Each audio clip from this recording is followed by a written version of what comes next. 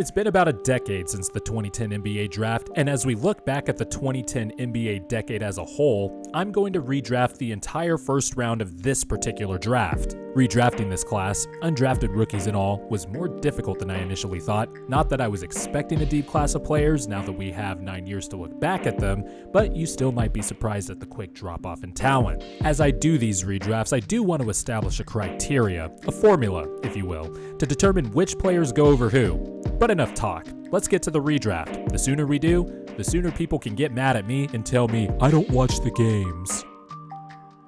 Aldridge was traded to the Thunder on draft night, and he was seen as a big body who could soak up spot minutes on the bench for the Thunder's budding young core. He was exactly that though, and not really anything else. He was out of the league at the end of the 2017-18 season. Ekpe Udoh came into the draft as a long 6'10" power forward out of Baylor who displayed shot-blocking prowess. His career, however, based on where he was picked, was largely a disappointment. He was traded from the Warriors in his second season and had stops in Milwaukee and in LA before playing internationally for a few years. He eventually returned to the Jazz in 2018-19, but this season, his minutes were significantly cut. Still though, he has played 384 NBA games, so that earns him the 29th spot. Lance Thomas went undrafted, and although he has played on nothing but bad teams and only gets minutes on bad teams, undrafted players who stick in the league or become impact players on good teams and provide good value financially will always go in the redraft above failed picks and flameouts. Yep, Boban actually went undrafted in the 2010 draft, even though he didn't come over to the NBA until the 2015-16 season. He'll always have a limited role because of the spacing in today's game gives him trouble, but if you need a big body to eat up 1 or 2 possessions, you can throw the ball to Bobby, and he actually has some skill and touch. He also gets in the way when someone drives to the hoop. Because of this, and the fact that he is a great teammate, he has been able to stick around. Kevin Seraphin was drafted by the Bulls and was traded to the Wizards on draft day. He really only came off the bench during his time in the NBA, vacillating between backup center and power forward. He still played in a few playoff series in a limited role, but he was out of the league by 2017. Luke Babbitt was a 6'9" power forward who shot 40% from 3, but that was really his only value, which is still good. Spacing the floor is crucial, but when you don't develop and can't do much else, there is only so much you can do for a team. I do wonder what he would look like if he was drafted in 2015 instead of 2010. Maybe he could have been more of an impactful bench player. Another big off the bench with a big body, Trevor Booker was someone who could get offensive rebounds and was in most cases neutral defensively. The late round is a crapshoot, so if you can find a player to contribute something to a good team over the course of an 82-game season, then this would be a good value pick. Ironically, Booker was picked 23rd in the 2010 draft, and this spot sounds about right. I also wonder how Tupac's career would have turned out if he had stayed with Houston. He was drafted 14th overall, and in his third season, he was averaging nearly 12 points a game with the Rockets while shooting 37% from 3, before he was traded to Sacramento for Thomas Robinson. Yikes. Now that we've seen how Morey ball has fully evolved, I'm sure Daryl Morey would have taken that trade back. Tupac was able to get consistent minutes in Toronto as well, but injuries the last few years have made him a shell of himself. At least he's on a contender now. Honestly, a small part of me wanted to leave Crawford off this list completely, but he is more talented than the guys named so far, and he did have moments as a microwave scorer off the bench. If he had the right coach, like he did when he was in Boston in 2013-14, then he'd be effective, but even then, that Boston team was bad, and later that year, he got traded to a rising Warriors team where he just became redundant. He flamed out by 2018.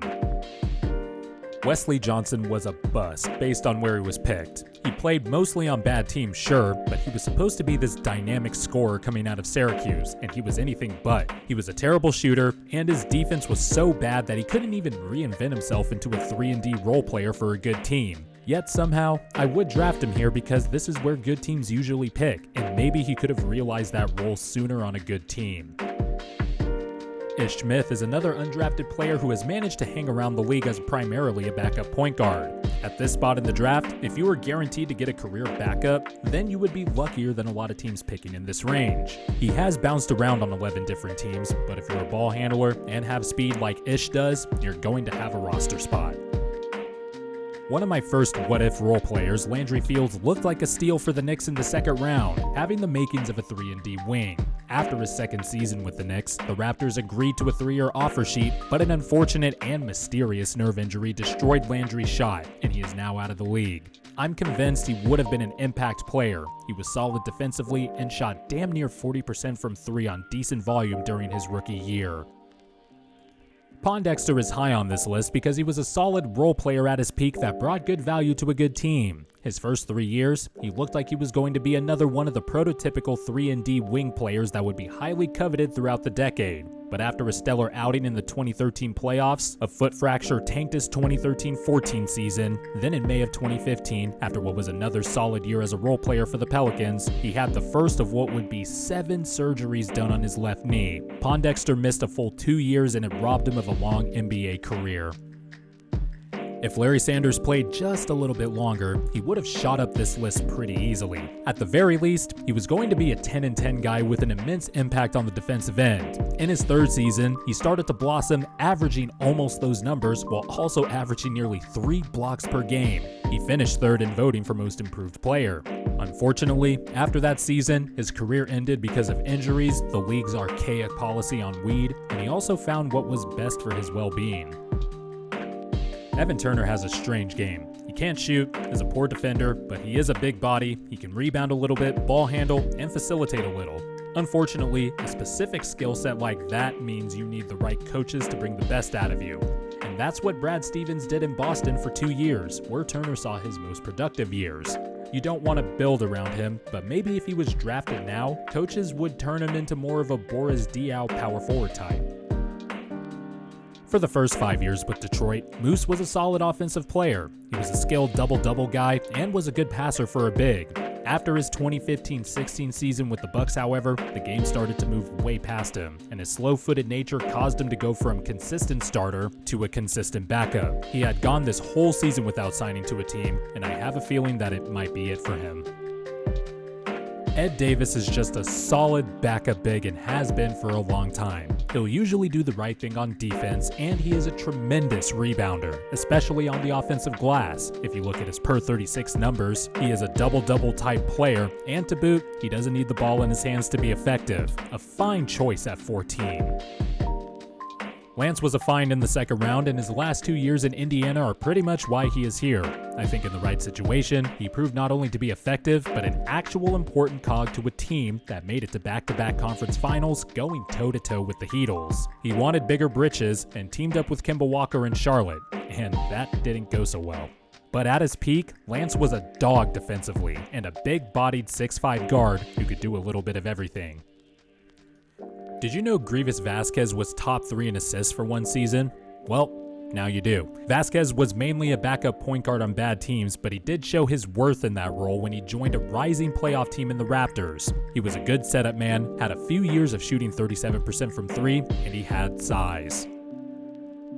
Jeremy Lin is clearly one of the best undrafted players in this class. He gave us one of the more fun runs from a player in recent memory, but he actually turned out to be a solid guard for Houston and Charlotte. However, injuries started piling up, culminating with a patellar tendon injury on opening night in 2018. At least his last season, he wound up a champion.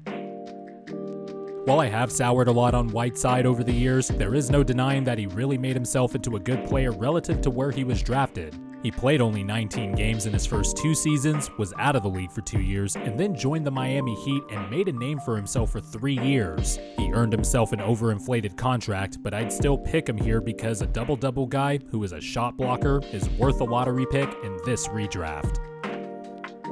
Aminu's ability to play multiple positions and play good defense is what has him here. His shot, however, has always been erratic, and it's one of the reasons Portland had early playoff exits aside from playing the Warriors. Teams would completely ignore him to focus on Dame Dollar and CJ McCollum. Even though he shot 39% from 3 in the playoffs, teams would just say, "Go ahead, eat all you want." He did start for playoff teams and had a big role, however, and players like that absolutely belong here. Over the years, there has been some hand-wringing over just how good Avery Bradley is as a defender, and while his advanced numbers aren't what you'd exactly expect, he can absolutely defend the quicker guards in the league. He doesn't need the ball in his hands, and he is a career 36% three-point shooter, which is a player that is flexible enough for any team situation.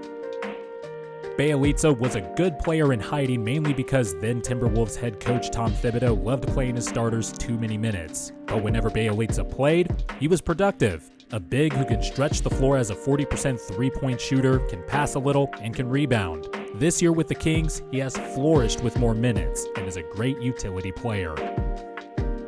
Derek Favors is an interesting player, and he found his role as a player on a good team when the Jazz started rising. Unfortunately, through his time with the Jazz, it became clear that his best position was center, and with Rudy Gobert manning the middle, there was always this tug and pull of playing them together and then playing Favors at the 5. Ultimately, he is still a good and productive player, and absolutely deserves to be drafted in the lottery again in this redraft. He might have lost a little bit of a step now that he's older, but Eric Bledsoe is a big, fast point guard who has always been a stout defender when motivated. He is a solid offensive player who could score inside, and has proven that he is an impact player and a starter on good teams. Despite his play in the playoffs the last 2 years with the Milwaukee Bucks, and the fact that he can't shoot from 3, anyone picking at this spot in the lottery would take Bledsoe in a heartbeat. It's really unfortunate that Gordon Hayward broke his leg in the first game of his Celtic career, because every year after he was drafted by the Jazz, he got better and became a top 15 to 20 player in the 2016-17 season. He was rounding into his old form this year before the season stopped, but he did turn himself into a max player. I mean, it goes without saying that pre-Achilles DeMarcus Cousins was an absolute monster, and if he started out his career with a much better situation than the Sacramento Kings, I'm convinced he would have had a better career. A smooth big who can handle, pass, post up, rebound, and he turned himself into a 36% three-point shooter over the last few years. It's really a shame that a talent like that started off in the worst possible environment. I think John Wall is the clear choice at 2 here. He has been a double-double guy for his whole career, one of the fastest point guards to come into the league, a great passer, and at his best can score 20 points a game while locking you down on defense, even though he gradually tailed off on the defensive end of the floor after 2015. I don't know if he'll be the same player when he comes back from his Achilles injury and multiple injuries to his lower extremities, but he was a damn good player. Don't let the max contract jokes fool you and change that fact. In an era where guards are a premium, John Wall here is the pick. This was the obvious choice, and was probably the obvious choice for many of you watching this video. Paul George has been one of the best two-way players for a long time, even after taking basically 2 years to fully become the same player after breaking his leg in the summer of 2014. In the 2018-19 season, Paul George was legitimately in the MVP discussion for almost 2 months before cooling off. While he might not be the ultimate #1 guy on a championship team, it's as close as you can get to having a franchise player. He led a team that went toe-to-toe with the Miami Heat and, well, before the season was suspended, is currently the 1B option on a contender. Finding a player like Paul George at the 10th spot in the draft was insane value for a team picking there, because the Pacers ended up drafting the best player in the draft.